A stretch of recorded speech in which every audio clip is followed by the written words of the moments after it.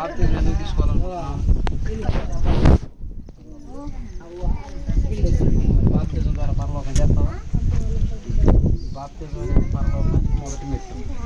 ఇంకా చాలా ఉన్నాయి చెప్తావా? మరి యేసుక్రీస్తు వారు నిజమైన దేవుడు అని నమ్ముతున్నావా? నీకోసం ప్రాణం పెట్టాడని, నీకోసం రక్షణ ఇచ్చాడని, ఆయన పాపాలు ఆయన రక్తంలో మన పాపాలకు విమోచన జరుగుతుందని నమ్ముతున్నావా? బాప్తిజం ద్వారా పరిశుద్ధాత్మ నీలోకి వస్తారు నమ్ముతున్నావా? యేసుక్రీస్తు ఏమవుతాడు? పరిశుద్ధాత్మ దేవుడు, మరి తండ్రి అయిన దేవుడు. మరి నీకు ఎన్ని శ్రమలు వచ్చినా, నిందలు వచ్చినా, అవమానాలు వచ్చినా, బాధలైనా, రోగమైనా చివరి వరకు దేవుడి కొరకు నమ్మకంగా బ్రతకాలి. పరిశుద్ధాత్మకు లోబడి జీవిస్తాం. వాక్యానికి ఎప్పుడు అవిధేయులుగా ఉండకూడదు, విధేయులుగా ఉండాలి. ఉంటావా? మరి బాప్తిజం తీసుకోమని ఎవరు చెప్పారు నీకు? బలవంతం చేసింది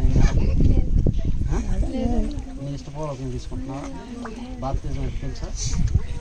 బాప్తిజం అంటే బాప్తిజం అంటే పూడ్చిపెట్టడం, పాతి పెట్టడం, పూడ్చిపెట్టడం. ఈ యొక్క నీటిలో నువ్వు మునిగి లేస్తున్నావు అంటే పాత జీవితాన్ని సమాధి చేసి కొత్త జీవితాన్ని జీవించడానికి, క్రీస్తులో జీవించడానికి దేవుడు మనకి ఇచ్చిన గొప్ప అవకాశం. దాన్ని నువ్వు అర్థం చేసుకొని ఇక నుంచి నీ జీవితం కొత్తగా ఉండాలి. ఇంతకు ముందులాగా మాట్లాడడం కూడా మాట్లాడటం, దుర్భాష, లేకుంటే సినిమాలు, సీరియళ్ళు ఇలాంటివి ఏవి, అబద్ధాలు, మోసాలు ఏవి ఉండకూడదు. ఉంటావా? మళ్ళీ నేను వాక్యంలో హెచ్చరిస్తూ ఉంటా, గుర్తుకు రావాలి అప్పుడు. ఓకేనా? ఎవరు నేను బలవంతం ఏం చేయలేదుగా?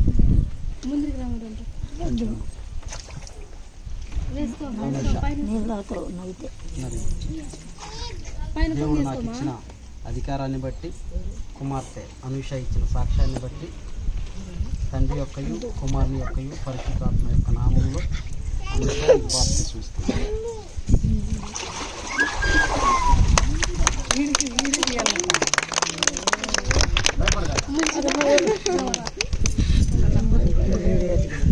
ముంచినప్పుడు అక్కడ అంటే